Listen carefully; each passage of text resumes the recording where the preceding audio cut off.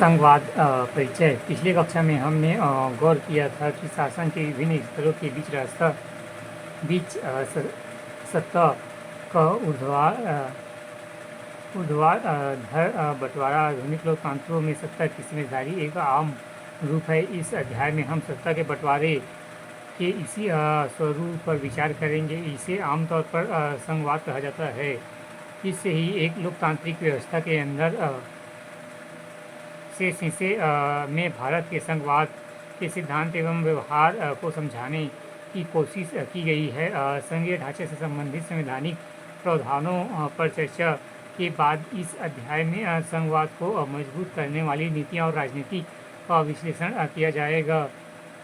अध्याय के आखिर में हम भारतीय संघवाद के नए और तीसरे स्तर यानी स्थानीय शासन की चर्चा करेंगे।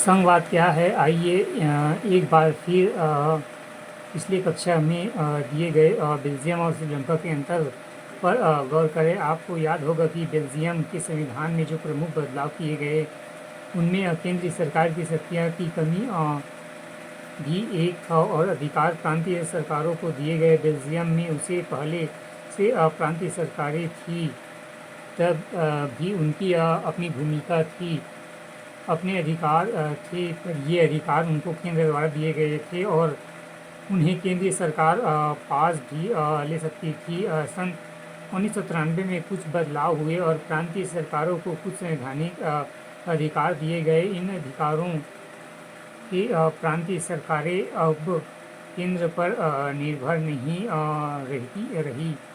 इस प्रकार बेल्जियम ने एकात्मक शासन की जगह संघीय शासन प्रणाली अपना ली। श्रीलंका में व्यवहारिक रूप से अभी तक एकात्मक शासन व्यवस्था है जिसमें केंद्र सरकार के पास ही सारे अधिकार है। श्रीलंका के तमिल नेता चाहते थे कि देश में सच्चे अर्थों में संघीय शासन व्यवस्था कायम हो। सत्ता केंद्रीय प्राधिकार और उसकी विभिन्न अनुषंगिक इकाइयों के बीच बांटा जाती है। आमतौर पर संघीय व्यवस्था के दो स्तर पर सरकारें होती है। एक सरकार पूरे देश के लिए होती है तो जिसके जिम्मे राष्ट्रीय महत्व के विषय होते हैं। फिर राष्ट्रीय और प्रांत के स्तर की सरकारें होती हैं जो शासन को दैनंदिन की सरकारें होती है जो शासन के दैनंदिन की काम को देखती है। सत्ता के इस दोनों स्तर की सरकारें अपने अपने स्तर पर स्वतंत्र होकर अपना कार्य करती है। थोड़ी उलझन में हूँ, आखिर भारत की शासन व्यवस्था को क्या नाम दिया जाए कि यह एकात्मक और संघात्मक अथवा केंद्रीकृत है।